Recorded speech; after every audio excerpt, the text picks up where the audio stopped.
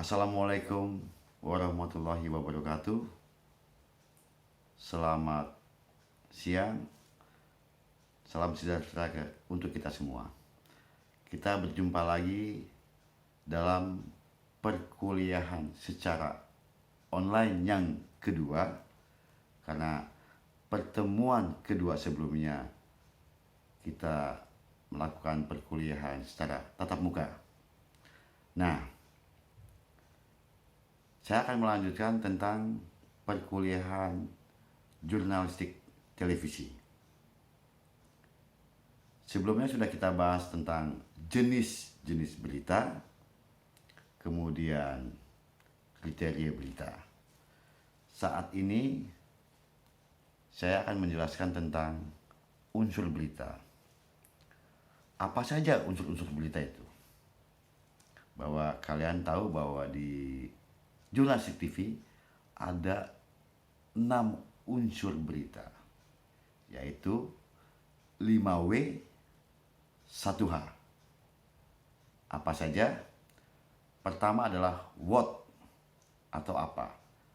Berarti apa yang terjadi dan akan terjadi. Jadi seperti itu. Itu yang dinamakan what pertama. Dalam jurnalisme, what menunjukkan tema apa yang akan diangkat dalam berita.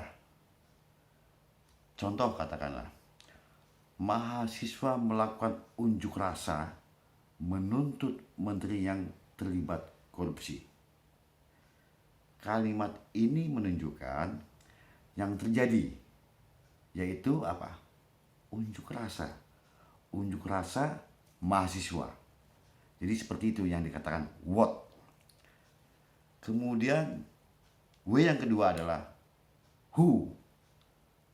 Who itu siapa? Kepada siapa suatu peristiwa itu terjadi, atau siapa yang melakukan atau terlibat peristiwa. Itu adalah who. Who harus berkaitan dengan what yang sebelumnya, sehingga mampu memberikan informasi yang cukup kepada khalayak. Jadi ada what, ada who. Barack Obama terpilih sebagai Presiden Amerika Serikat, atau Jokowi terpilih sebagai Presiden Indonesia. Media massa di Indonesia menjelaskan tentang who dari Obama atau dari Jokowi yang dari Obama yang masa kecilnya pernah tinggal di Indonesia. Jadi seperti itu. Itu who. Nah, kemudian ada W yang ketiga, yaitu where. Di mana? Ini menunjukkan peristiwa yang diberitakan terjadi. Menunjukkan peristiwa yang diberitakan terjadi. Itu di mana? Itu. Mahasiswa melakukan unjuk rasa menuntut penurunan menteri yang terlibat korupsi di depan Istana Negara. Jadi di mana? Ada di Istana Negara Jakarta. Jadi mahasiswa itu berunjuk rasa di depan Istana Negara Jakarta. Itu where yang ketiga. Kemudian W yang keempat adalah when. Kapan kejadian itu? Nah, memberikan informasi tentang kapan peristiwa tersebut terjadi.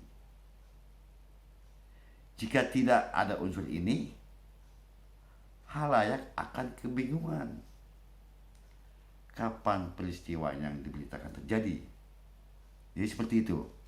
Jadi unjuk rasa terjadi siang tadi pukul 13.00 atau 12.00. Jadi ada keterkaitan antara what, kemudian who, where, when.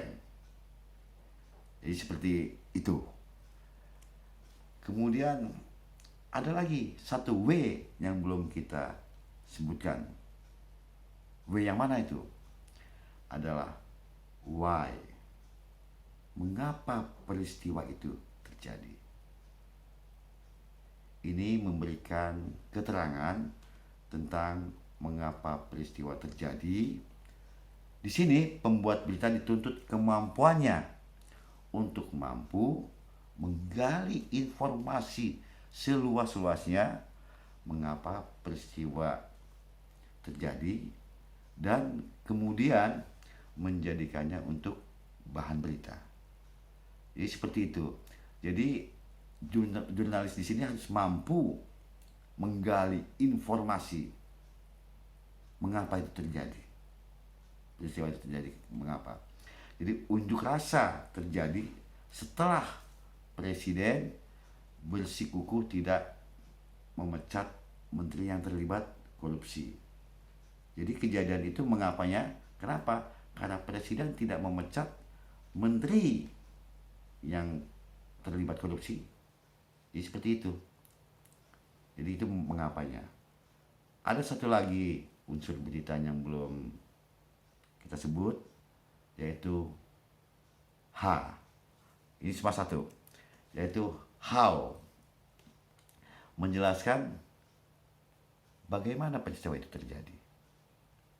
Jadi ini harus kita gali lagi sebagai seorang jurnalis agar bisa menggali informasi yang didapatkan dari narasumber. Karena seorang jurnalis itu harus peka terhadap sebuah peristiwa, kejadian, seperti katakanlah kejadian gempa bumi, kejadian tsunami. Itu harus peka. Itulah yang dinamakan seorang jurnalis. Jadi unjuk rasa mahasiswa ini berakhir rusuh. Kenapa? Setelah polisi membubarkan aksi unjuk rasa dengan menembakkan gas air mata. Jadi hal-hal seperti itu yang harus diketahui oleh teman mahasiswa. Nah, kami berharap kepada teman-teman mahasiswa, apabila ada teman-teman mahasiswa yang ingin menjadi seorang jurnalis, bahwa unsur berita ini sangat penting di dalam membuat berita. Jadi 5W 1H di setiap berita harus ada. Tidak boleh tidak ada. Karena ini adalah pokok. Jadi 5W 1H itu pokok. Itu saja yang saya dapat berikan untuk materi kali ini.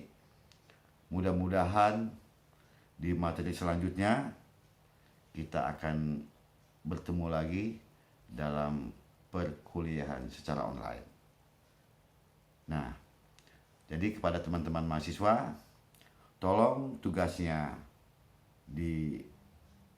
dijalankan dan dikumpulkan pada saat